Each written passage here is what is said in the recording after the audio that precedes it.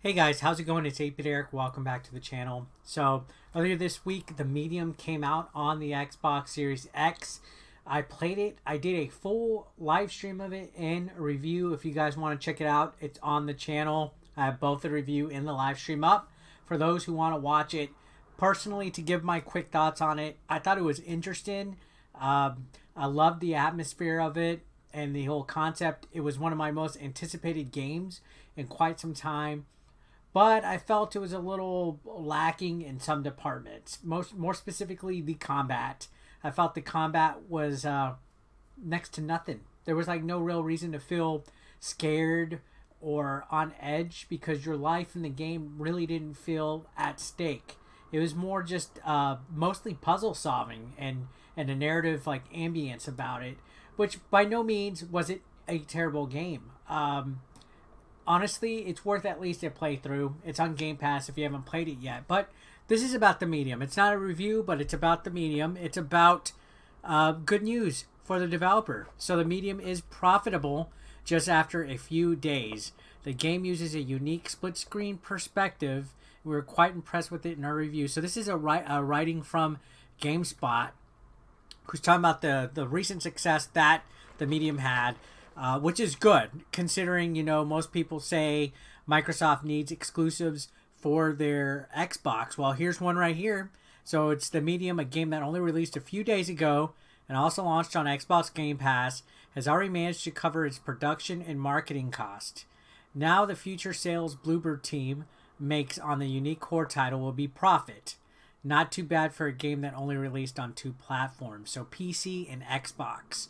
So not that bad. They're making profit now. So shared in the Polish publication Money.pl, Bluebird team said the game sales have already eclipsed what it cost and the studio, what it cost the studio to develop and promote the game, which is available on Xbox Series XS and PC. So yeah, guys, it's very interesting to see just how well games do, even if they are on Game Pass, because to be honest, are they being paid to put their stuff on Game Pass, or are they paying to have their stuff on Game Pass? I think Microsoft is paying for certain games to be on there. And this is one of them that's, I believe, operated underneath Xbox's studio umbrella. So for them to be on Game Pass and make a profit, that's some good stuff. Again, this was probably one of my more anticipated games. I know with this new console generation, games are kind of being drip fed still. Some people are like, oh, when are the games coming out already? This was like, I believe, the first major one to come for the Xbox. Going forward, I believe we'll see some more releases, hopefully, and maybe PS5 will start come out with theirs here in the near future. But people are hungry for games, which is why you see Hitman 3 recouped its cost. Now the Medium recoups its cost. And people are hungry for these games. They want stuff to play, especially with the climate that the world is having, where people are staying home. Video games is another medium, pun intended, for entertainment. So let's continue on with this.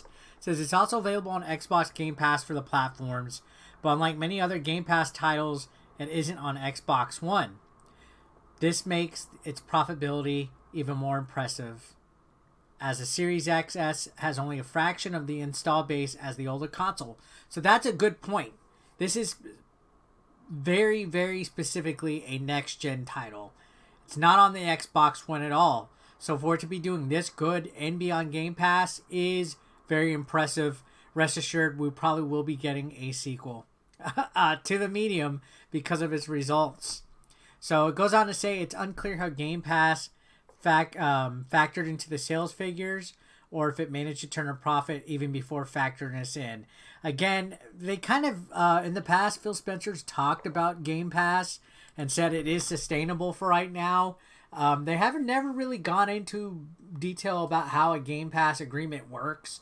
I believe it, honestly, it's different. I think it's on a per case basis. So like one game company might get a certain deal with a certain title, and then a bigger title obviously will probably get a better deal. So it's been hinted around that it is a per case basis. So I'm very curious, again, like how this said, if Game Pass factors into the sales figures, I don't see how. I don't know. I would have to think. I would like to see the Game Pass business plan. I personally like Game Pass, by the way. I vouch for it. Now, continuing on, it says Game Pass has been extremely popular among Xbox users, and with Xbox Game Pass Ultimate, they don't need a separate Xbox Live Gold subscription. First-party games such as Gears Tactics and the upcoming Halo Infinite launch on the service the same day they release in stores, and that's what I like the most. Is that Xbox Day One with Game Pass. First party games, day one, so you don't have to go out to Walmart and pay the money and risk, not liking it or it being a crappy game. That's what I like for Game Pass. You just download it, try it. It's basically risk free. Now, you could always go back and buy your own. I know there's people that are like, I don't support digital futures. I do both. I dabble in a little bit of both. I'm a big advocate for Game Pass because it's a good deal, in my opinion. It allows me to try games out, and if I like them that much, I do go out and double dip. Like I got Forza Horizon double dipped, and a couple other games that are on Game Pass right now double dipped.